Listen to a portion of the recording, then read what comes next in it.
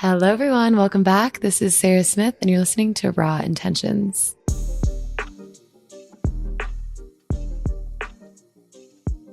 All right, I'm back in Denver in the coolest studio of all time at Denver Photo Collective, where we now record all of our podcasts. I'm so stoked for this week's episode. I'm actually in Denver today, and I was here yesterday as well, doing a bunch of episodes with fabulous guests. I'm trying to batch record a bunch because I'm leaving for Asia here soon to do my 2 hosted Bali trips, and I want to make sure I can be super present there and just have all my podcasting done. So this is my second episode of the day, and we are just having the best time. And this guest is so much fun. So excited for y'all to meet her. But before we get into that, I will give my little elevator pitch just in case this is your first time listening. So like I said in the intro, my name is Sarah Smith, Sarah with an H, Smith with a Y. I'm from Madison, Alabama, and currently living in Breckenridge, Colorado, which is right down the road from Denver. I'm 30 years old, and I graduated from Auburn University in 2017. I was studying bilingual occupational therapy, so rehab disability studies in Spanish, and was going to go to grad school, had it all planned out, and then started making jewelry my senior year of college out of my college apartment. I was incredibly broke, and waitressing at Texas Roadhouse just wasn't paying my non-existent bills of sorority t-shirts and going out to the bar. So I was making jewelry for myself, my friends, and what started as just like a little innocent side hustle turned into a full-blown brand baby and my full-time job to this day still. So it's called Raw and Rebellious. That's at raw_rebellious on Instagram. We started with handmade jewelry now like 8 years ago, and now I don't do jewelry at all anymore. It's much more of a lifestyle brand and all-encompassing community. I do clothing, I do hats, I do prints, I do shoes, I do events, meetups, pop-ups, retreats, hosted trips, influencing, YouTube, and now this podcast. So definitely my favorite thing about creating this brand and this platform on social media has been the community that's come with it. We chat every single day via DMs, and I feel like everyone that follows along is literally my best friend. And that's why I wanted to start this podcast, Raw Intentions, was to have this really raw, authentic, and intentional connection with the people that I chat with every day, just like a lifeline to our listeners and to my followers. And it's been so much fun. We're 3 years in. Definitely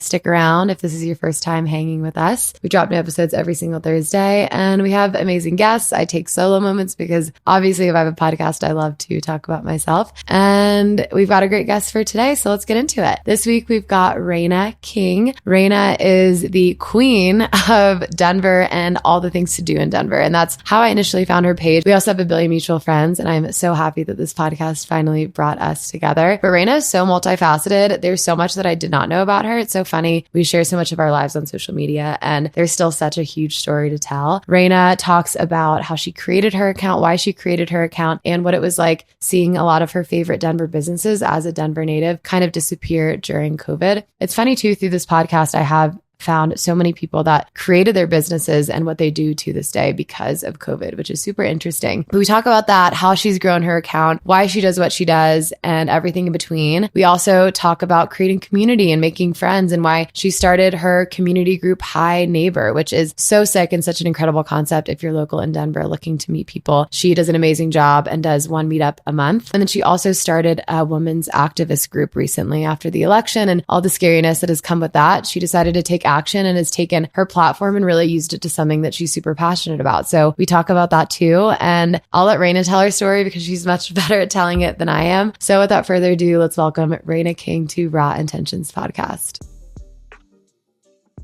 Well, before we get into it, I'd love for you to introduce yourself to our listeners and yours. I'm so excited to have you here. Thank you so much for having me. Of course. Yes. So my name is Rayna, and I am a Denver content creator, or we could say influencer. I feel like it took me forever to really come to terms with that word. Yeah, because I think it has so many connotations. It does. And it used to have very negative connotations, whereas now I feel like it doesn't, which is good. We're trying to rebrand. We're rebranding. Yes. Our community met. We said we got to do something about this. Exactly. But no, yes, I'm a Colorado local. I grew up in Littleton. Oh, cool. Yeah, and then I moved back here after college and been here ever since in beautiful Sunnyside. I love it. Yeah. And where'd you go to college? I went to college at Denison University. It's a small liberal arts college in Ohio. Oh, nice. Yeah. Okay. I feel like people have either like heard of it or they're like, I have no idea what. I have no idea.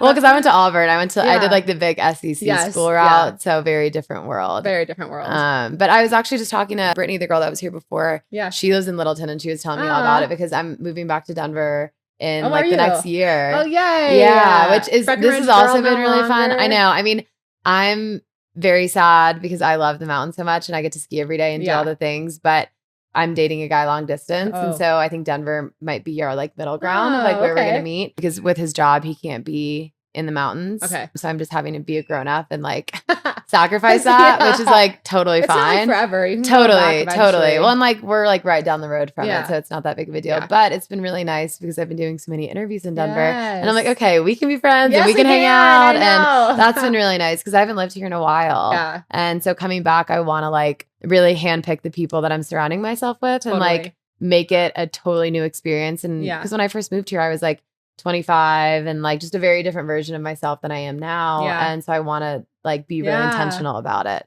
Female friendships, especially getting older in life, are like some of the things I value the most. Totally. Yeah. Well, and do you feel like moving away and moving back, like did you kind of start fresh or did you have a lot of friends already here? I did have like some good high school friends that I do still talk to, but I'm like an avid, what is it called? Like an avid supporter of Bumble BFF. Oh, love that. Like I've made some You're an ally. Yeah. Bumble BFF has it. I was blocked one time. What? Why? I had like a top on that showed a little like my nibs were coming through and they were like banned. And I was seriously? Like, damn. Wait, so funny. I can't go on Bumble BFF anymore, but before I was banned, I loved it. So I am like totally You can make a burner account on there. Yeah. Maybe use my husband to try to try to make friends. I know. That's hilarious. So I met a lot of good friends that way. Cool. And then some of my favorite friendships I have today are actually people who DM'd me just being like, hey, I really like your vibe. I think we'd be good friends in real life. Do you want to hang out? And I feel like I always accept those bids because it takes so much to reach out to somebody and be like, let's be friends. And so I actually have a lot of great friends from that method too. That's cool. Yeah. Well, and I think it just speaks to like how valuable friendships are in addition to relationships. Like, it's just as vulnerable to reach out to someone and ask them on a date as it is to ask them on a friend date and be like, do you want to get coffee? Like, I think we could like actually vibe and like hang out, you know? Exactly. It's tough. I know. That's why I'm always like, yes, I say yes, because it is so tough to put yourself out there. Yeah. And like some people are like, I don't know if you'll ever respond. And I'm like, girl, I see every DM. Yeah, so, like, I know. People say the same thing to me. And I'm like, I'll always respond. It might take me a second, but I always do. I might be like, oh my God, sorry, it's in 2 weeks. Yeah, but I will respond. Yeah, exactly. Yes. So you moved back to Denver, and how did you get to where you are today? Because now you've got like your whole brand, and we were just talking about some political stuff that you're doing. So I want to hear about it all. I think the way to summarize where I've been and how I've got here is that the universe is always working in your favor. Totally. So I believe that like the path that I found was the path that I needed to be on. I've never felt so like aligned with what I'm currently doing. So as a creative, coming out of college, I just went straight into like my degree, which was environmental studies and political science. And so I worked at an environmental startup here in Denver. Okay. And it was cool. We grew the company from 5 to like 30, and that was awesome. But then COVID hit, and there were just other people who needed the jobs there a little bit more than I did. And so I was like, okay, I'll like go home and rest with everybody else. I'll go take a nap. I mean, like I know, and like COVID was horrible, but also it was so influential to where I am today. I think for many people, right? Like it did a hard reset for a lot of us. And so then after being in the for-profit sphere, I was like, let me go into the nonprofit sphere. And so I worked at a nonprofit here in Denver called the Center for Trauma and Resilience. And we helped victims of crime with case management and therapy. Wow. Yeah. So that was really what cool. kind of crime did it just like vary? Any kind of crime. Okay. Yeah. Okay. So they could be referred to us by like the police department, by like firefighters, anybody, or if like they were small crime, big crime, didn't matter. But it was probably like, it was so fun working with therapists. Like I love therapists. Yeah. Right? So many of my friends are therapists. Cool. I never felt so like heard by my fellow coworkers before. And then during that time, I just started creating content. I was really sad seeing a lot of places that I grew up with close after the pandemic. And I was like, Reels had just come out. I remember it took me 4 hours to make my very first reel, which was insane. They could only be 15 seconds long. And I was like, no, I think I can do this. And so the first video I ever did was like an authentic food tour through like Federal Boulevard. And so that was really fun. And I put it up, and then one of my friends was like, Rayna, you really should put this on TikTok. And I was like, I don't know. Yeah. I don't know about TikTok. But I heeded her advice and I put it up, and it just started to grow and pop off. And about like 4 months into creating, I was like, maybe I could turn this into a full-time job. Really? And so I followed that drive, and I quit my nonprofit job, and here we are. That's crazy. So had you been creative in the past with your socials, or like ever done any like storytelling in that way, or was that totally new for you? Yeah, it was very new. I would always say that I'm a creative person. Yeah. I feel like as creatives are, like you have to make art in some kind of way. It's Yeah. like in your blood to do so. I would say my art mostly consisted of like coloring, painting, that kind of way, more so than like, I mean, I dabbled in photography, but like not to the extent of what I create today. Okay. So I think I just like found my little niche in terms of the art I like to create. Yeah. 'Cause I do kind of look at it in that way. Like some videos are better than others, but I put like what makes you stand out in content creation and what makes each eye unique is how you look at certain things. Like right. a whole influencer horde can go into a same restaurant and create completely different content based on like how we view beauty in our eyes and what we want to capture. Because it is art. It is art. Yeah. It's like how you see the world and then how you see the world translating into your videos and then hopefully translates to the people that see them. So that's the way I've been creating. I love creating in that way. Yeah. And so was Instagram and TikTok really synonymous in like your growth? Like, was that happening simultaneously or was it more like one and then the other? Like, how did you see that? Yeah, TikTok definitely grew for me first the most. Okay. And then Instagram, I still remember celebrating when I first got my 1,000 followers. Like, I still remember celebrating when I hit 10K like on both platforms. Like those were both huge milestones for me. Yeah. TikTok has always been a little bit ahead of Instagram, but Instagram's catching up. So it'll be really cool someday to see like where they both end. That's exciting. And what about food? Like, would you consider yourself a foodie? Like, or was it more so a passion for like the local culture of Denver and wanting to preserve that? I would say it's definitely more a local love more than it is a huge foodie. I actually don't like a lot of it. So that's just kind of funny and ironic. I kind of assumed you were like this like foodie and that's where it stemmed from. Oh my gosh, so funny. I know. Yeah. I mean, like when you first start out, right, you're taking any job. You're taking will you come in for free drinks and post us? You're like, yes, absolutely. You're like free? You're like, this is the coolest thing ever. Yes. Yeah, you're texting all your friends being like, guys, come in. We have free drinks at this place. Totally. So that's like how it starts. And so you kind of just say yes to a lot at the beginning. So you're getting your footing underneath you. And also it's just exciting, right? Yeah. Like free anything is exciting to any extent. Yeah. I mean, don't get me wrong. I've had some amazing meals because of the work that I do. Yeah. But if I could do more influencing around like spaces opening up, community places, like I do love a good coffee shop. Yeah. But sometimes restaurants are a hit or miss for me. And then I feel bad because I don't want to share it because I didn't enjoy it. Interesting. And so that's like a dichotomy that happens too. Yeah. So I was going to ask, like, are there ever experiences that you have had and then you've decided not to share? Anything that you've shared that people have been like, you're a fake, this place sucks? Because I feel like people are also obsessed with like knowing the most about a place, especially a place that attracts tourists. I experience that in Breckenridge a lot and like in ski towns in general. And I think Denver's the same, where like I'll see a reel of like the 5 hidden gems of Denver and then like all these people are commenting like, you don't know anything. Like, oh, you think this place is hidden? You don't even know about blah, blah, blah. It's like everyone's trying to like one up each other. For sure. Yeah. Yes. Like TikTok, I mean, and Instagram commenters are no joke sometimes. Totally. They're brutal. They are. It's crazy. You know, you cannot please everybody. No, you can't win with your day. Yes. Thing. But yes, there are places that I've been that just didn't meet my standard of what I want to share. Like, I think I'm so grateful to talk about this because I think there is like a misconception about influencing that we just get invited to anything and we post about it. But my acceptance rate for things that I agree to share is probably like 20% of things that come into my inbox and people that ask me to share their spots. Sure. Like, I am so picky about what I bring to the table. Okay. Because I really want my followers to trust my recommendations and know that I'm bringing them the best of the best. Right. Or at least something that I had fun at, I had a good experience at, or that I found enjoyable. Right. Because money's tight. Like, I'm not out here telling you to spend money on things that I don't think that you should spend your money on. Right. Yeah. And you want them to have good experiences wherever they go. Exactly. And I think with any form of content creation, influencing, or like if you have a business on Instagram, like you have to build a trust with your community. And if you don't have that connection and that trust, like they're not going to want to go anywhere that you recommend. So you have to be really careful with that. Yeah, you do. And I think for most part, businesses really understand. Like, if I was to say like, hey, I'm sorry, this just like was miscommunicated between like what I thought I was going to experience and what I did experience. Right. And I was like, I just don't feel comfortable sharing it. Like, most of them are really understanding. Like, we have a lot of great PR companies here in Denver who I get to know personally, and they're run by a lot of great women. Yeah, exactly. So is there like a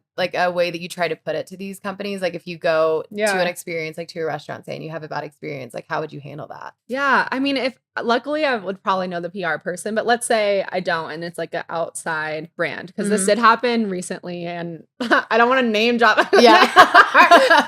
you can always like, bleep it if you want. Yeah. But they had a bad influencer strategy in the way they reached out and what they offered to who, and like it was very picky. Like, and in the influencing world, we do understand that like depending on your follower count, some may get offered more than others. Like that's the name of the game. Yeah. Kind of thing. But the way that they communicated with me made me feel like I was so less than the other people that they were inviting in. I like just communicating with them, though. Like the way that we're communicating doesn't make me feel good nor excited to like come in. And of course they were very apologetic and like, we're so sorry, we didn't mean that and whatnot. But like, I was like, I don't want to work with you anymore. Kind of thing. So interesting. Yeah. But if there's those spots that I do go to that I don't know that they're going to be bad, honestly, I just write to them after. I just go, hey guys, this was not it. Great shot. Great shot. Yeah, exactly. In the nicest, most professional way I can, right? Like I'm not out here being like, no, like your place sucks. Yeah. Yeah. Well, and I feel like your content isn't about like exposing Denver's newest blah, blah, blah, and like making people feel bad. Yeah. Like you just want to like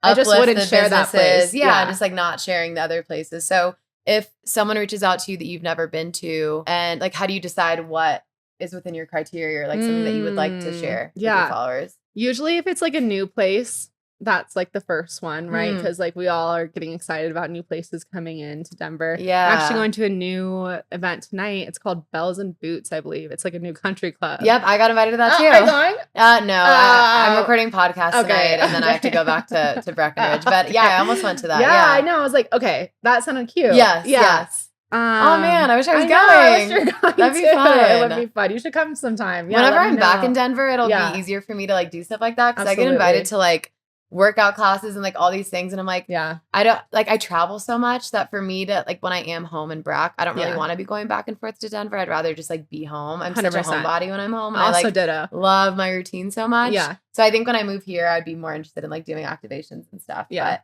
it makes it easier than if you're up in Brack. Totally. I'm just like making the drive. I'm like, I don't know. No, I wouldn't make that drive. I barely drive to the mountains. Yes, totally. So you get it. Yeah, the opposites. Yeah.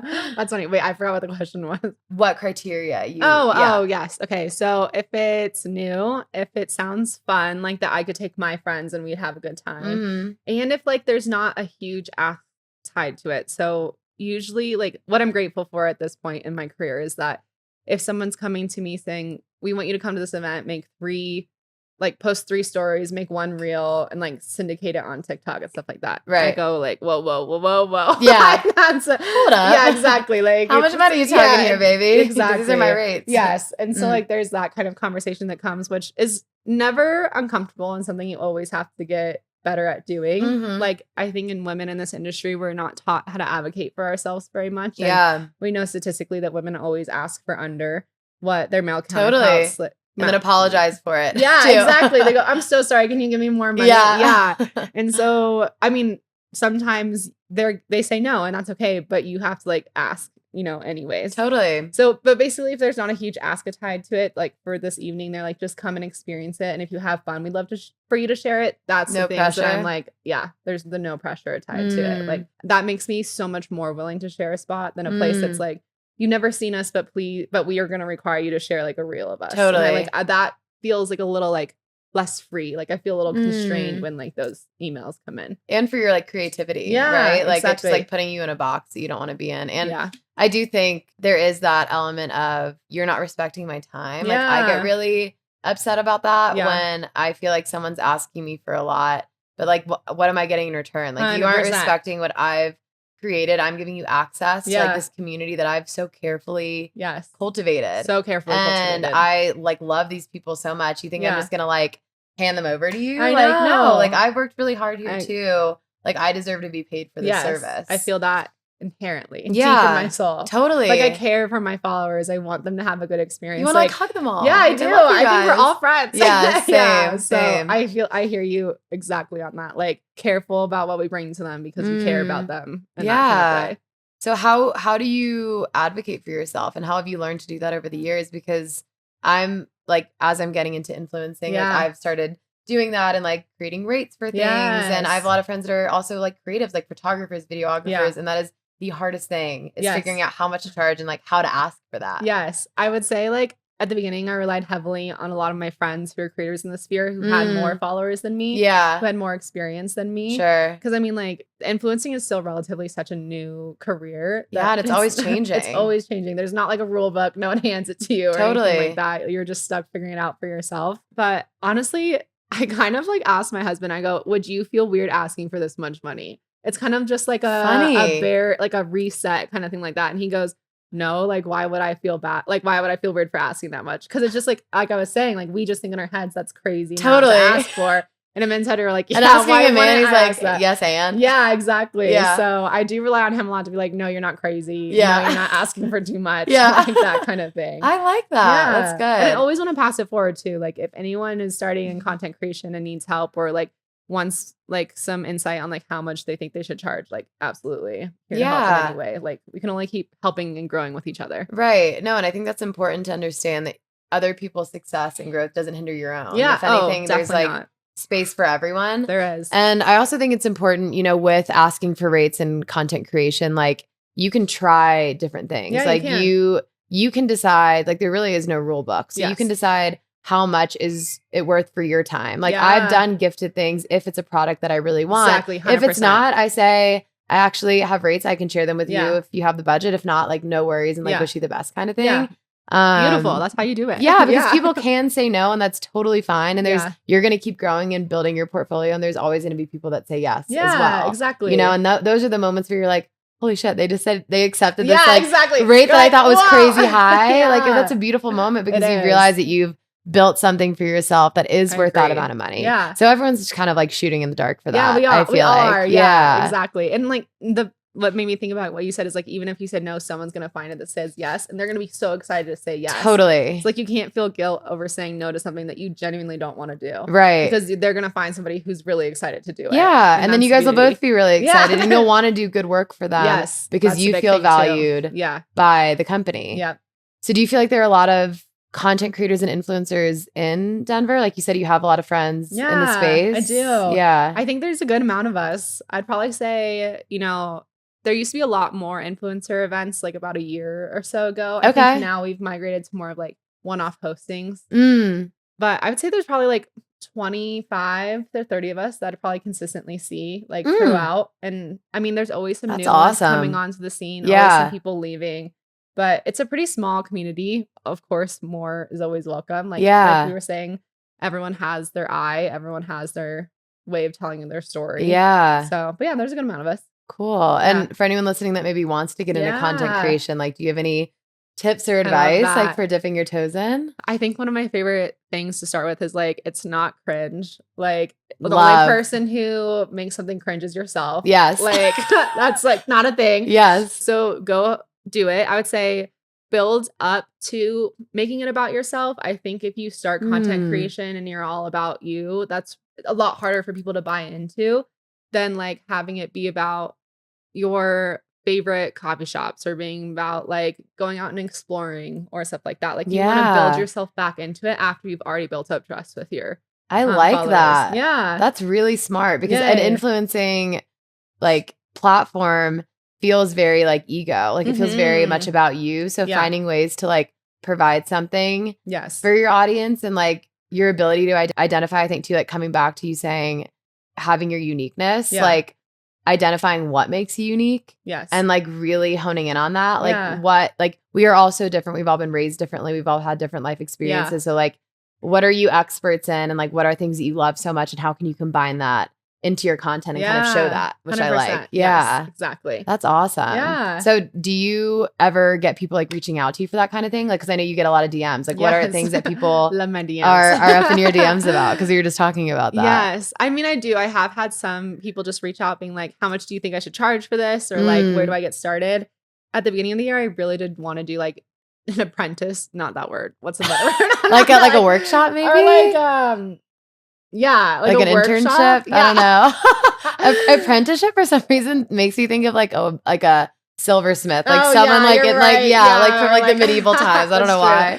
A mentorship. Yes, mentorship. I pulled the word. Yes, God, there we go. I thought about doing that. My schedule just hasn't allowed for it yet. But that would be cool. I know. I feel like it'd be fun. Like I personally don't want to be an influencer forever. I have dreams and aspirations past this world. Totally. And so I would like a stepping stone. Yeah, I would love to just like pass on my knowledge to people who like want to take up that front. Yeah. Interesting. Yeah. Well, and like we said, it's like the more the merrier, Yeah, right? exactly. Like The more the merrier. we all lift each other up. Yeah. So when you started and you were like, okay, I can actually monetize off of this, is that when your scope and your dreams kind of got bigger with this specifically? And did you see it as a means to an end? I mean, you said there are other things that you're more passionate about that you kind of want to continue on with. Yeah. Yeah. Once I realized that I could make money off of this, like in a beautiful way, it's just kind of become my job. Yeah. Right? Like it's just my 9 kind to of 5, organically. Except it's 24 hours. Yes. It never stops ever. Stops. Yep. And then I kind of realized, you know, the word entrepreneur used to terrify the crap out of me. Yeah. Because it's such a word that's packed with so much on your own, do it yourself, which is not really necessarily true. Like entrepreneurship means you have a community too. Totally. But once I realized I was doing it, I was like, oh, I could do way more of this. Yeah. I could be an entrepreneur for many, many things. Yeah. And so that's where like we started High Neighbor with my friend Olivia. Yeah. And it's a community club here in Denver. How long have you been doing that for? We hit a year in January. Wow. So it's a little bit over a year. That's exciting. Yeah. It just started with a dream. Like we were at the Mercury Cafe. She's one of those friends that DM'd me and was like, do you want to be friends? And we were able to create something so beautiful from it. And so, yeah, we host monthly events here in Denver to get people out of their house, make Denver a little less lonely, and then help people get to know Denver a little bit better. Okay. Yeah. Cool. And how's that been so far? It's been so great. I think we've connected over like 500, 600 friends. Wow. And like, I truly just want everyone to come and experience one of the High Neighbor events, because if you're looking for friends in Denver, I truly think it's one of the best places. And I'm not just saying that just because I created it, but it's so interesting that all the people that come there come so ready to make friends. Like no one's on their phone. They're going to go sit and talk to the person who's not talking to anybody else. Like they're just so coming ready to meet friends. I think Denver is a lot friendlier than people give it credit for. Totally. Yeah. Well, and that creates a safe space to like show up, and it's okay if it's a little awkward. It's okay if you're making small talk or like there's an awkward silence, like because everyone is there to experience the same thing. Everyone just wants to like make a connection with someone and like feel understood and seen by someone. Yes. Like I think I got a DM the other day of one woman who came and she left with like 6 new friends. Like she's like, I left with all their numbers. And I was like, that's insane. That's incredible. And then they were coming to her birthday picnic later that week. And I was like, that's amazing. So how many events do you do? Like a month or? We just do one a month. Okay. Yeah. I would love to I do feel like more, that's digestible though with everything else you have going on. You don't want to like I was gonna say I would love to do more. Yeah. Yeah, no. So we do one a month, and then we kind of rotate which neighborhood we are in Denver, and we rotate the type of event. So last one was just like a coffee shop, early morning hang. One before that was a craft night. One before that was like a mocktails and mingle for like January kind of thing. Cute. So we really try to curate the events to hit all kind of demographics, and it is open to all genders, all ages, which has been fun. We've had a good range of everyone from all over. Well, and then you also get to connect with like local businesses too, and you can kind of like combine everything that you're doing into one, which is really one cool. whole circle. Yes. We all end up just combining it all. Yeah, absolutely. I love that. Yeah, a lot of businesses that we go to are actually ones that I've had really great experiences with and influencing. Cool. Yeah. Well, and then, I mean, your influencing becomes, I'm not saying influencing is superficial, but sometimes platforms can feel salesy or very like A to B. But what you're doing is you're like bringing business to these local businesses and like really like helping and making a difference in people's lives. I mean, I remember when you did Blind Tiger, maybe that was when I found your page because I know Anna, the founder, and like that made a huge difference for her and her bar. And how cool is that that you like have the, I feel like power is the wrong word, but just like the reach and the love from people that they trust you to like go try something. Like how cool is that you built that? It's really cool. I love that. Like sometimes like last night I was talking to my friends, like I had a pinch me moment being like, how did I conceive this and we're here? Like how is this? But back to what you were saying, like the helping Denver local businesses is like the huge MO of what I do. Like the big brands are what pay my bills, but like the small businesses are what like keep me going. And makes you happy. Yeah. So are you doing like influencer, like fashion and like other things? Like, are you doing brand deals outside of the like event space and like the restaurant space, or not so much? Here and there. I mean, definitely not fashion, although love to wear your clothes. Well, I was gonna say also like your stuff. Like I love your I've been style. loving playing with like the masculine effects of clothing these days. I like that. I actually have a birthday party coming up, and I'm requiring all my friends to wear suits. Wait, really? Yeah, I love that. I'm excited. That's amazing. Told them I'm gonna be making a TikTok, so they have to prepare. Yeah, you're like, just get ready. I was like, this can be my gift. Yeah, yeah, like, you have to be in my TikTok. TikTok. Participate in this and show up.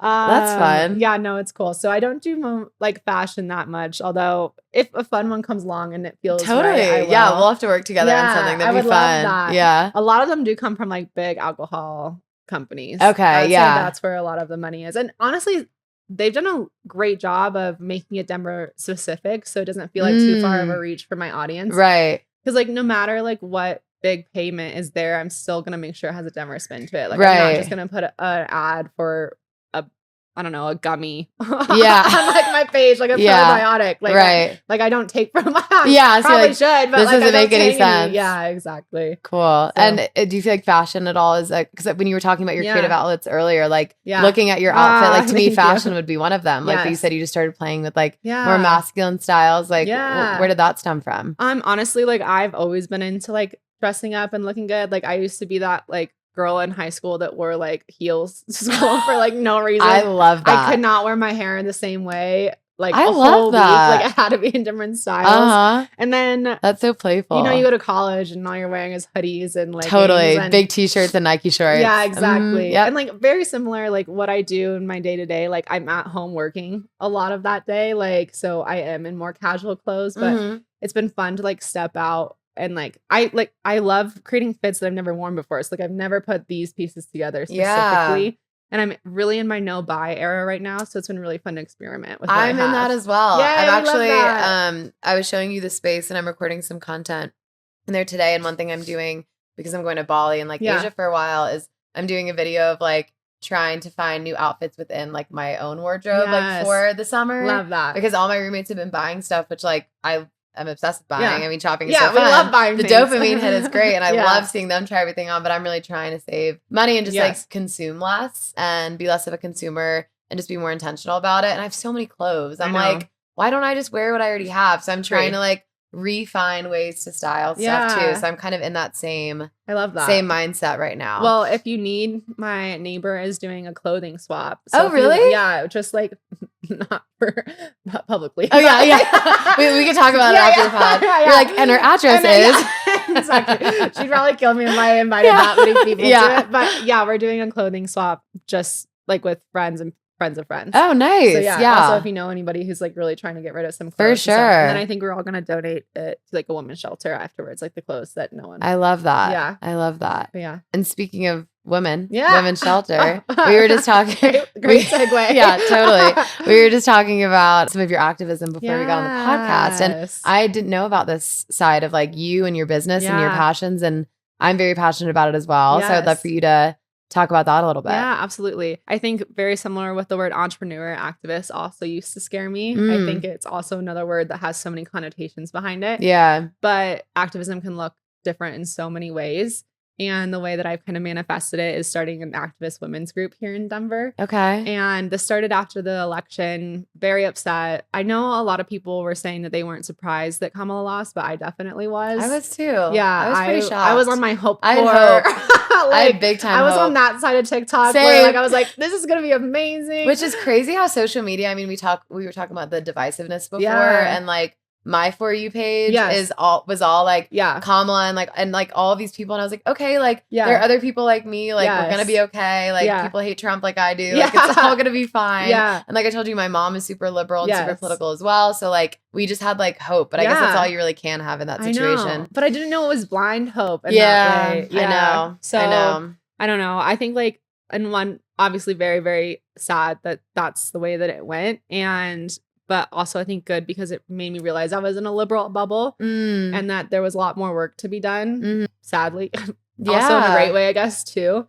And so I was just like ruminating on what I could do because I already had great ties in the community. I already had a starting point, right? Like I already know local businesses. I already know people who need help, but I already know nonprofit orgs. And so I put out a call just to like on my Instagram story, like simply like, hey all, I am looking to get a group together to bit more not environmentally, but well, that's one of the channels. But like, I'm looking for a group to get more politically active here in Denver and like really show up for our local communities. If you're interested, respond. And about 500 women responded, which is insane. I was expecting like 30, and I just asked everyone to send me their emails, and it took me like 5 hours to input all those emails. But it was a really cool experience to see how many people were interested, and it's kind of grown. I did a call for leaders from that like initial 500, and about 30 women stepped up saying they have extra time and energy to give.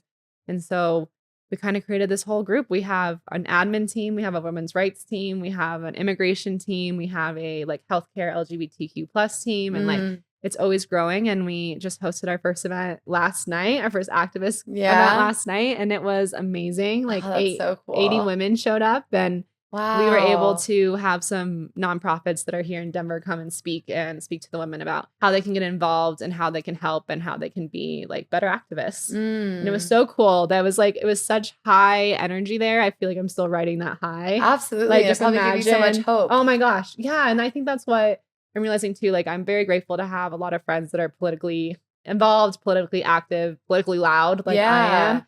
But I realized that not everyone has that. And so I was happy to also create a space where people can meet with like other like-minded women who they can then go for and be those things with. Totally. I mean, it gives you the strength to try. Because that's what we were talking about is I definitely get very overwhelmed. It feels so big and so out of my control. Yeah. And then I just cry, and then I just like am mad at everyone. And I like am mad at my boyfriend because he's a man. Oh God, all the time.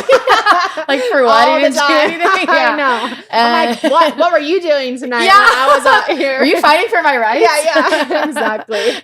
And I think that's so cool because growing up, I lived in a very Republican conservative place. I'm from Alabama, and I'm so used to always having to be on the defense, and moving to Denver, which is so much more liberal. I found like-minded people so easily, and it shocked me. I was like, wait, you guys believe the same thing I do? Like, you're not going to like fight with me for this? And they're like, yeah, no shit. We like care about people and human rights. And I'm like, oh, like, wow, this is awesome. I can breathe a little lighter. Totally. So it's really cool that you're bringing people together in what feels like such a dark time and an overwhelming time. Like, I can't even keep up. I mean, there's something new every single day, and it's terrifying what can happen in 4 years, because this is just the beginning. Yeah. And so to have something to do, even if it's something small, I think that makes a world of difference for 100%. Like your mental health and just for our country, you know, and for society. Yes. So how did you even know how to start? Like you were saying you were looking for leaders within the group and you were sending out emails. Like, did you have a background in this at all? Or were you just kind of like, ChatGPT, how do I start an activist group? Oh my God, that's so funny. I did do research, not on chat, but I did go, things you should know about starting an activist group. Because I'm here to admit I don't know everything. Yeah, like that. They didn't teach me this in my liberal arts college kind of thing. Oh, but I guess you did study political science. Yeah, I did. Honestly, it's like one of those things where there's probably something that every single woman thinks that they could do, but they're afraid of doing it. And like that should be your sign to go do it. I always say that like the best things happen after the jump. Like take the leap of faith. And so I really wanted to go into it very, like, what's the word? Very proactively. Like, I understand myself. Like, I'm a Latina, but I'm a very white passing Latina. Yeah. And I want to make sure that there were other voices that were uplifted in that group. Like, as much as I, like, love how many white women, like, are part of the group, I don't want it to just be white women either, white girls, too. Because, like, totally. I think that also limits our ability to discuss and, like, what we cover and whatnot. Sure. And so that was very important to me when building a leadership team and like which voices I'm choosing to like uplift and whatnot. Cool. I really do think that the women who came forward are just the women who were supposed to be there in the first place. I'm a huge believer in that who will be there needs to be there. Yep. And so they've done a great job. It was really cool because they were like, I have this idea. I have this idea. I have this idea. And I'm like, okay, if you want to do it, you got it. Like, totally. I think big role of my job in this current group is like delegating. And I think because I have the platform, I can market it and I can get people there and we can like gather everybody, but it wouldn't be possible to run this without like the other women that like helped.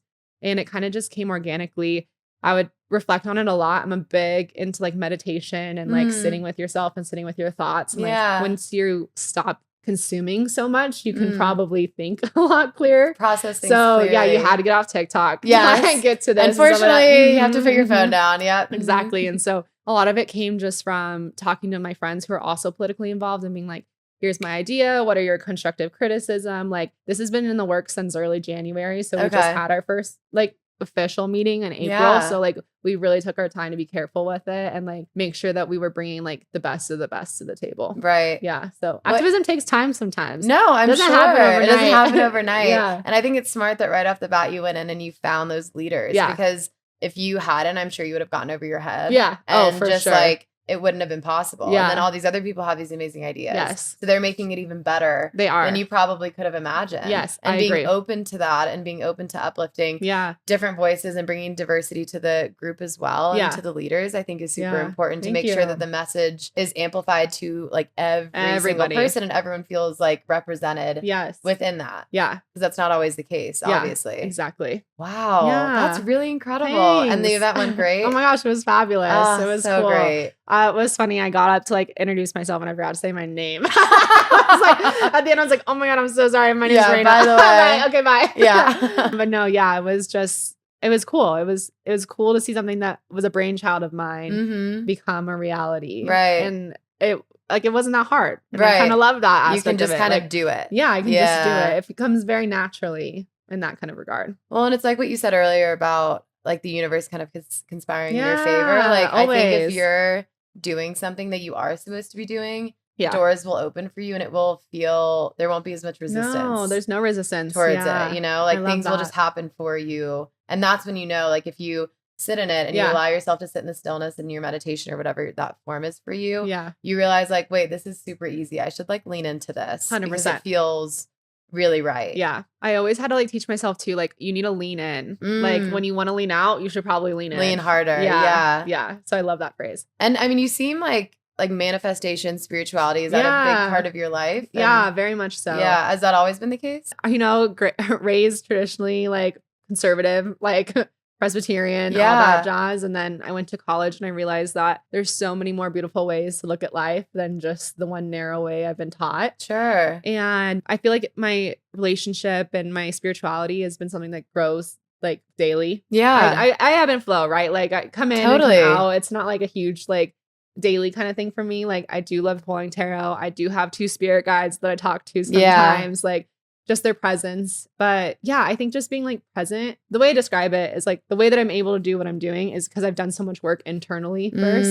And I think especially when I want to do, which is politics, what I'm currently doing, which is influencing, is like you have to have thick skin. You can't let people like who don't know you say things about you and let that affect you. Like I am so confident in who I am as a person and what I stand for and what I want to do with my life that like the noise is just noise to the side. Like I'm on the path, I'm stomping along it. Right. But that only takes work. Like if you truly reflect on like who you are and where your shortcomings are and like how you can do better and stuff like that. So like that's what that's where I say my spirituality lies, is like getting to know yourself before getting to know how you move in this world. I really like that. Oh, thanks. And I think that's really important too when you're opening yourself up to the world that is social media, because it is so vast and you never know what's going to get in front of who and like how they're going to react to it. And you can only control what you can control. So if you can't control that, being resounding in who you are and knowing that no matter what other people say, that you're doing the right thing, I think is a really good way to go into this space too. If anyone's listening that like wants to get into it or feels like nervous about what other people are going to think or whatever that is, I think that's a good thing to just take a step back and do that work for yourself. And that goes with anything. Oh, for anything. Yeah. Right? You're going to move through life better regardless of what you're doing if you like you're comfortable with yourself first. Yeah. And do you feel like now that you've gotten to the point that you're at, you know, you wear a bunch of different hats and you do different things, do you have like routines or boundaries with your day to day or like a typical week or like morning, nighttime? Wait, I actually loved this question. I thought it was so thoughtful because I think like not many people think about that. Yeah, totally. But it's so important. I mean, it's how you spend your time. Yeah. I think there was one part where you were like, how do you separate work from like my friendships and like being present with my friends? Because when you have a job on social media, and I remember struggling with this when I was younger, like I wanted to document things and share things, but then I would feel myself out of the present moment. It would take me out. Yeah. So I had to figure out ways to like stay grounded and figure out strategies to make it okay with my life instead 100%. Of letting it rule my life. It's a balance, like as most things in life are. But yeah, it is. Like if I'm going to a place that I've been before, my phone's usually away. Yeah. Unless it's unless I see something differently than I hadn't seen before. Right. I'll probably take it out really quickly. I did have to tell my friends eventually, like, you can keep talking. I don't use any of the original audio. Yes. Oh, my roommates are so used to it. I live with 5 girls and they all have 9 to 5s. Yeah. And I have a YouTube vlog. Yeah. I do Instagram. I do everything. And they'll like stop talking around the ski lift or something because I take my phone out and I'm like, I'm not using the audio. Yeah, exactly. And then you keep talking shit about whoever you're talking about. We're good. Yeah. I know, that's exactly the vibe kind of thing. Like I don't want to stop. I don't want to halt the conversation here. Yeah. It is really fun to invite my friends to influencer events. Like I love treating them in that way. But I think they do know that like I'm there to do my job, to get content and stuff like that. But usually I'll try to get everything within the first 20 minutes and then be like, okay, phone's down, let's catch up. Now I can enjoy it. Yeah. So it does, you do have to create a balance. It does take time to learn it, but it still can be fun and beautiful at the same time. Yeah. I know something that helped me was like taking content. If I take a bunch of videos, I don't look at them. Like I don't post live ever. Yeah. One for safety, but also like, because it would just take me out of the moment. If I'm taking a photo of you and we're in the middle of a conversation and then I'm immediately posting it, I'm out. I'm not listening to anything. And I'm like, yeah. Like I can't do 2 things at once like that. Sometimes we really will have to be like, if I do have to post a story, like because it's on the contract or something like that, I'll be like, okay, please excuse me for just 1 second. And you have to like go into a corner or something. Yes, exactly. Yes. So there are definitely some times where we're sitting there quietly for a few minutes. No, I feel that. I feel that. Yeah. So with your daily and like your weekly, like what does that look like now with everything that you do? I usually say like the evenings when people get off work, I'm usually starting work. So interesting. In the mornings, I'll probably take it pretty slow. As you know, as I told you, you're not a morning person. Yes. Especially not during this daylight savings time. Like I am when it's not daylight savings. Okay. I get up at 7 and I feel like I'm a brand new woman. So do you like the opposite? Like I do like the opposite. Really? I feel like I'm so outnumbered there. Funny. I know. Because daylight savings. when it changes now, I'm obsessed because it's like lighter later and it like makes me happier. Yeah. That's so funny. It does make a lot of people. Yeah, if you're like, not me. I wanted to reverse. Yeah. I mean, in an ideal world, the sun would rise at 7 and set at 7. Like, yeah. That's what I like. I agree because I'm an early riser too. Yeah. So I would like that. It's like hard. I'm pretty sure I could have been up at like 6:30 today, but I rolled over and the sun still wasn't out. So you're like, I'm going back to sleep. Yeah. But I'll usually wake up, take it slow, check emails, respond to emails. That could probably take me anywhere. Like, I don't know why emails take 2 hours. Like, I hate emails. Just let me know why this I takes hate them so much. Yeah. I'll probably go to like a Pilates class. I do love my Pilates. Okay. Or workout class. And then honestly, like depends on the day of the week. Like Thursdays are very heavy filming days. Okay. So I film a lot of videos on Thursdays. And then what kind of videos? Like I usually film my like weekly roundup videos on those days. Okay. On TikTok. And those are like a labor of love. Like they take a decent amount of work. So honestly, I'm probably like done by the time I make them. Like Thursday's done. Yeah, that's it. That's all we're doing. And then usually I have events like every single night of the week. So wow. I probably clock in around like 5 to go to an event and then get home around like 9, 10, depending on the event. I usually try to keep my weekends free for like just recouping and getting ready. But yeah, the weeknights, they busy. That's a lot. Does that exhaust you or do you get like rejuvenated by that? Yeah, okay. I don't know. I love people. I love being outside. I do love my alone time. That's why like in the mornings I'm just doing my own thing. Kind of thing. But no, it's fun. I mean, sometimes it gets tiring based on like what cycle I'm in my period. Sure. But like other than like if it's my ovulation, I'm like, let's go. Yeah, I'm like, let's fucking rage. Yeah, exactly. Totally. So, but it's fun. And I mean like not every single night, but like a majority of wow, that's a lot. Yeah. So how many events are you going to a month? Like 20 or a lot. That's crazy. Yeah, it is. And that's why I'm saying like I don't necessarily share absolutely everything. And of course, like the events could not also be hostings. Like they could also just be out with my friends. Like, making sure I'm touching base with those friendships and like sustaining those. So like I'm pretty much out every weekend night, but not like necessarily at a hosting. Okay. Yeah. And then does your husband, does he have a remote job? Does he have a 9 to 5? It's like he works at Fidelity Investments. And so he's like a manager there. He's in the office every other week. So how is that with like seeing each other if you guys have opposite schedules? I know. Well, so the weeks that he's home, I get to see him a pretty decent amount. We just moved into a new townhome after living in like a 1-bed, 1-bath. Oh, that's and exciting. So like, oh my gosh, it was like so needed. Yeah. Like, we were so on top of You're each like, we other. need space. Yeah, we need space. Yeah. So it's really nice to have that separation. His office is upstairs and like mine's downstairs kind of thing. But honestly, Ty, he comes along with me to a lot of these hostings. Oh, so nice. yeah, he's with me for a decent amount so of he them. enjoys all of that? He gets first dibs. I'll be like, hey, I have this event. Do you want to go? Yeah. Or if like there's a friend in mind that I think would love it more, I'll be like, Ty, you're sitting out this one. Yeah. Kind of thing like that. So no, but he loves it. And we see each other like on the evenings pretty much. Yeah. Oh, that's nice. Yeah. And you guys have been married for a while. Yeah, we've been married So how for a did you guys meet? How did you meet your husband? We met at a college frat party. Love. I know, crazy. Yeah. Love in a hopeless place for sure. No, 200%. Yes. There's not many love stories that stem I from know. frat parties. My memories of frat parties are very fuzzy and very dark. Yeah. Like I don't definitely didn't meet anyone. Definitely did not meet anyone there. I think his like frat brothers were so surprised that he was like dancing and making out with somebody that they took pictures. I think those pictures exist You have somewhere. photos? You're gonna have to send them to me for this episode. Okay, we need that. We need that. I know, it was crazy. But yeah, so I met Ty at Tyler. I just call him Ty. Love. At a frat party, and I had chosen him specifically because of his beautiful long locks. And a girlfriend of mine said that he was a decent guy, and I said, Enough "That's said." all I really need." Yeah. But were you looking to date at the time? Like what year of college were you? I had just gotten out of a relationship with a girl, and I wanted to try dating a guy. Oh, cool. Yeah, I feel like I was in that relationship for 2 years, and I just like had never experienced the other gender. Yeah, you're like, So let me try this out. Yeah. I didn't intend to be with him forever. Totally. This is where we ended up. And so, I was like ready to get to know a guy. And I remember trying to catch him because our college campus was pretty small. So like, I was like, I'm going to see him and tell him I like his hair. And that was going to be my first touch point of contact. You were ready. Like I was like with looking the line. for him when we were walking to class or something like that. Never saw him. But I remember that night, it wasn't even my sorority's like mixer. It was like one of those. It was my best friend's and his frat's like mixer. Okay. But I like came up from work. My girlfriends were in like my room, like ready for me because I told them this is the night I'm meeting him. I'm making the move. move. A few shots for courage, right? Like I think the theme was like yoga themed, so I put on like yoga pants and a crop top. And I was like out the door, and I remember walking in and. At my school, like all the sororities were friendly with each other, so it didn't really matter. But I walk in and they're like, Rayna, what are you doing here? This isn't your sorority. I was like, I'm here to meet him. They're like, Tyler? Yeah. And I was like, yeah. They're like, okay, let me introduce you.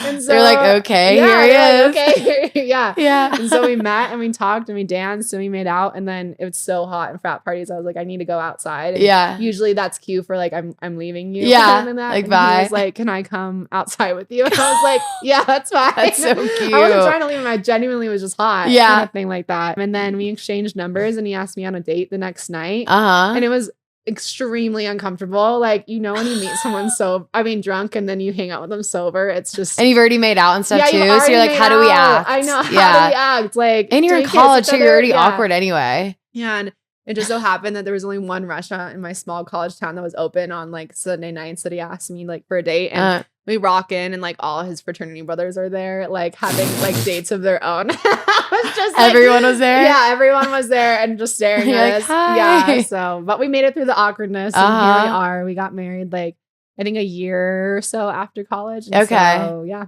Wow. Yeah. That's so cool. It's been fun. And how has it been like growing together? I mean, it's been really cool. Because I'm sure you've gone through so many life changes. So many. Together. Yes. I mean, like, it's really cool to like have that person that's seen me through all my growth. And I think, you know, we make each other better people in a lot of the ways. And I feel bad for my girlfriends who don't have like, who didn't get to grow up with somebody. Yeah. Like, in a lot of ways, like, he shaped me, I shaped him. Right. In that way. And, you know, I trained him for exactly how You've been whipping him into shape for years. Yeah, exactly. But it's just cool to do life like that. I think I grew up in like just with my mom, and we didn't have that like stable life. And so Tyler was able to provide that. And so like, it's been really great to just like see how I've been able to blossom knowing that like my home life is good. Totally. Yeah. And like that, having that stability. Yes. It's so funny because I remember always wanting like some kind of entrepreneur or like videographer or like something like that and a boyfriend or like another creative. A photographer would be nice. Yeah, totally. I'm like, please. And instead I ended up with a boyfriend that like doesn't post on social media and I'm having to like train him on stuff like that. But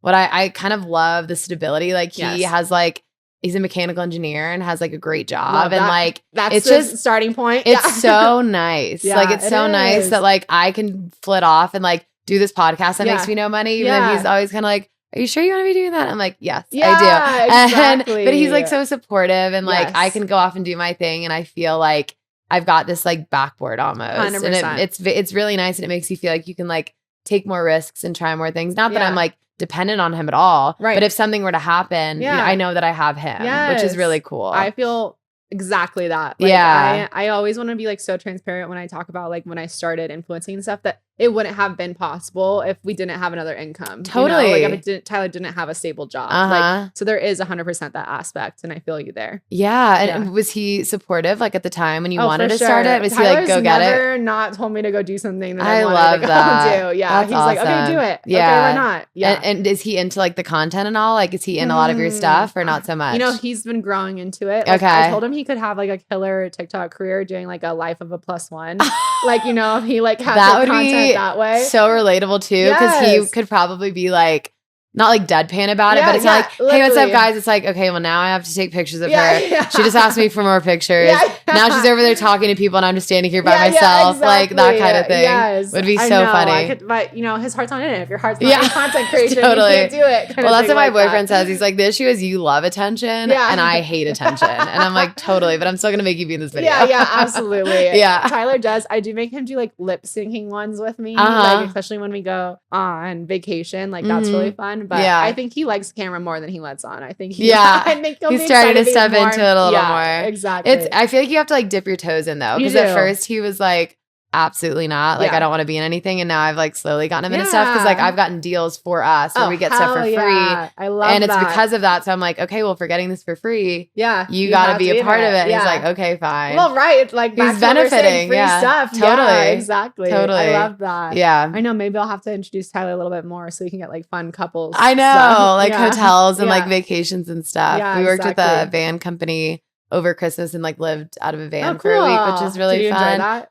I want to live in a van. Like I'm ready to like buy a van, and he's like the responsible one. And he's like, first you have to buy a house. I'm like, no, I just want to buy a van that is a house. Oh my gosh, let's live on the road, baby. Like let's go. So I don't know. Still working on that one, but I love to travel and I love being on the go. And my life has always been pretty like I love my routine. And as I get older, I love that more. Like I need my sleep and like sleep all is of the creature comforts. Totally. And I'm starting to like realize that more, especially as such an early riser. I need to like be in bed early and like all those things. Like I just love my bed. What time do you rise? 5:30. Oh my God. You're not lying when you said early riser. It's like, it's scary. Oh my gosh. But, and I'm not, I'm not a morning person. That's the scary part. You like have to be. Totally. Like so I have a hatch alarm. Do you know I've heard of it. Yeah. Love hatch alarms. And it allows me to sleep with my phone out of my room, which I really like too. So it like sets that boundary. I think that's something else that really helps me. I don't like doom scroll at night anymore, but I have my hatch alarm and it like gradually wakes me up with this like meditative flute music and like this like light, this like orangey red light. So I wake up at 5:30 because I feel like that's when I'm the most productive and I don't work at night. So in the summer, I try to turn off at like, if I'm waking up at 5:30, then like 2:30 or 3, I stop working so that I can like go paddleboard or go hike or something. And then in the winter, I ski a lot during the day. But typically I'll go either like during ski hours or I'll go uphill after hours. So I like to turn my stuff off like then and like go. So I wake up that early to get stuff done. No one's awake. So I feel like I like have the house to myself. No one, because I answer all my texts and my DMs in the morning. And then I get off before anyone responds and I don't respond for the rest of the day. Like I am not a responsive person and like I will never apologize for that. I'm like, so many people are hitting me up and like, I love you guys, but also like I'm busy and I don't want to be on my phone all day. Yeah. Cause like, it would be easy to be on your phone all day. Totally. And then you get like trapped in conversation. So I like to do that first thing. And I don't know. I've learned to like the mornings. It's the waking up part that's hard. But I also find myself very excited to be doing what I'm doing. Like I feel like I go through phases where like I experience burnout or where I'm struggling with work or with influencing or whatever aspect that I'm working on in the moment. But I do find that most of the time I am excited to get out of bed. So once I'm like up, I'm up. Kind of thing. And I'm like excited for the day. You're like, I got this. Yeah, exactly. So cool. I love exactly. That. Does the hatch alarm make it like more fun to wake up? It does, because it's not like that and it's like a nice little like meditative thing and then it's nice. Okay, I'll get up. Like I'm a fairy princess. Yes, exactly. I'm like, it's like I like levitate out of bed and I've got like my mouth taped and like all my little things now. Gosh, that's funny. So I've definitely gotten very like routine oriented and I feel like that helps me. But I also love travel a lot. And I feel like you travel quite a bit too. Did you just go on a big trip? Yeah, we just went to London and Iceland for Christmas. That? It was good. Iceland, don't go in the winter. Like maybe go in the summer. Okay. Heed my warning. Was it just like so cold? It wasn't even that it was so cold. It's that it was so dark. Like I thought it'd be really cool that there was only 5 hours of sunlight a day, but it was really not that cool. You're like, actually, we don't really have much time to see anything. Exactly. Like, I was like, I love the dark. I hate daylight savings. I don't like it that much. Yeah. And that was the thing. Like Iceland is so beautiful that we couldn't see any of the landscape because it was so dark so quickly. But London, love her. She's amazing. Have you been to London? I have. She's so fun. It's so cool. I was like, if all of us could just move up, like get up and move there, I'd be so happy if all my friends and it's such a cool city. And I feel like there'd be like little to no cultural like like not there's cultural differences, but like there's no like culture shock of you like moving to another country. Like it's a very livable city. To go to, and it's such a melting pot. I know, I wish Denver's was more diverse. Denver's like a melting pot of people from the US. Yeah. But it's still like very like white. Yeah. And it's still very like like it just feels very like whitewashed. Whereas like London is like so variable. There's so many different people from every country, different languages. And that's I think my favorite thing about traveling is like being on like the metro or something and you just hear so many different accents and languages. We're one and the and same. Then I like fly back into like LaGuardia or something and I'm like, fuck, like it's just all Americans again. I'm like, I hate this, you know? No, literally, that's what I was telling my friends. Like the first thing I noticed was that it was like, oh my God, I'm sitting on the train and like, I don't know how, like any of these languages that these people are speaking. And it's so fun. It's so cool. I loved it. Yeah. So do you travel quite a bit or not so Honestly, much? that was my second time out of the country. Really? Yeah. That's exciting. We do travel a lot, like more locally. I'm like, I don't know. I went on like a 10-day trip over Christmas and then a 10-day trip here in February. And I'm just kind of like sat. I'm like, traveling takes it out of me. Like, totally. I want it to be so beautiful and perfect that like I put so much effort into it that it's almost like not a vacation. Totally. So I am not. I'm not looking to go anywhere anytime soon. Yeah. Oh, that's cool. But I'm excited for you and all your travels. I can't wait to follow along. I know. Well, while you settle, I can go travel. Yes, exactly. And then we can hang when I get back. Yes, so I would it'll be love good. That. Do you have anything else like in the pipeline or anything you're working on in the near future? Honestly, like I feel like I take my week day by day that I probably couldn't even tell you what I did. That's cool. On Monday or like what's coming up. My birthday's coming up. Oh yes, the soup party. Yeah, the soup party. I feel like April. My friends know I'm a huge birthday fiend, so I love that. What birthday is this? This is my 29th. Yeah. Exciting. Yeah. Last year of 20s. I know. Yeah. Crazy, but it's okay. Yeah. I don't mind. 30, I just turned 30. And 30 is awesome. Yeah. Yeah, I'm excited for my 30s. Yeah, I love it. It's great. It's cool. You've got a birthday and then you're just kind of vibing along, doing your events. I imagine I'll get the itch to go somewhere and travel. So I'll probably go do that. Visit some friends in like Austin or California or something like that. But yeah, nothing that I can think of like project-wise other than like, keep in touch with DAWG and Hi Neighbor and just local influencing. Very cool. Yeah. Well, where can everyone find you? Anyone local everywhere. That wants to join all of the on the things street? Just run up to you. Like, exactly. Which I do love. I do love when people say, "Oh my God, are you Rayna?" And I go, "Yes." What's your name? Nice to meet you. No, I love it too. Yeah. Like, and people are always like, I don't mean to be weird. I'm like, it's not weird. I share every moment of my life. Like, it's not weird that you recognize me when I overshare everything. I do feel like once as I got the bob, it's a lot more recognizable. I love the bob. Thank you. It's great. The bob's getting a little cut. Do you listen to Ride? No. Oh. What is it? Like, you don't know what a fuck ass bob is? Oh, no, but I've heard of that phrase. Okay. But I don't know what I don't know where it came from. Ride it's a podcast. Oh, okay, and that's where it came from. Where it came from. Oh, I love fuck that. Ass Bob. Yeah. Yeah, exactly. You have to listen. It's a really funny podcast. It was really funny when I first got a bob. Tyler would be like, "This is your first drive with a bob. This is your first time swimming with a bob." Like, just like the first with the bob. That's incredible. Like that. Yeah, it was fun. We need to get him a TikTok. I know. We need to get him a TikTok personality. He is funny. I know. Yes. Well, we'll get him there. Yeah, slowly but surely. But yes, you can follow me on Instagram at Rayna King Denver, and then Rayna King on TikTok, and then pretty much from those two channels, you can find all of the information about like DAWG and Hi Neighbor and all of that jazz.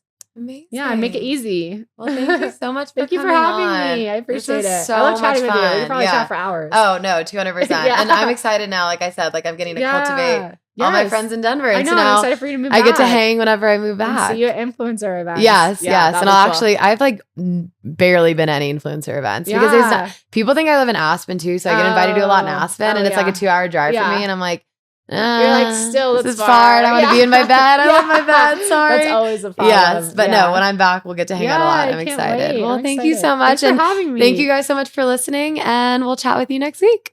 Yay. Bye. All right, guys, and that is a wrap. Thank you all so much for listening. You can catch us every single Thursday anywhere you get your podcasts. If this is your first time with us, I really hope you stick around. We've been dropping new episodes for 3 years now, so we've got lots for you to catch up on. Apple, Spotify, anywhere you get them. And if you like what you heard, I would love if you could leave a little like, rating, review, subscribe to us, all the things. You can also watch us on YouTube now, which is really exciting. And we love to chat with y'all. So if you ever have any questions, comments, concerns, want to talk about something you heard in the podcast, or want to just connect, you can always slide into our DMs at Raw Intentions Podcast on Instagram. That's all I have for y'all this week. Thank you so much and have a fabulous weekend. And follow Rayna on TikTok for what you should do this weekend if you're in Denver. See ya.